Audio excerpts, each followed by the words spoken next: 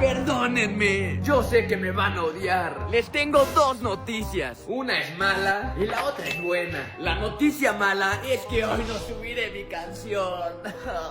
Y tal vez se preguntarán, ¿Pero por qué, Mariano? Tú dijiste que la subirías el 1 de agosto. la razón es porque soy un tonto y no tengo la miniatura lista. Me da mucha pena, pero esa es la razón. Necesito la miniatura para poder subir el video. ¿Y ahora cuándo vas a subir el video, Mariano? Pues esa es la buena noticia.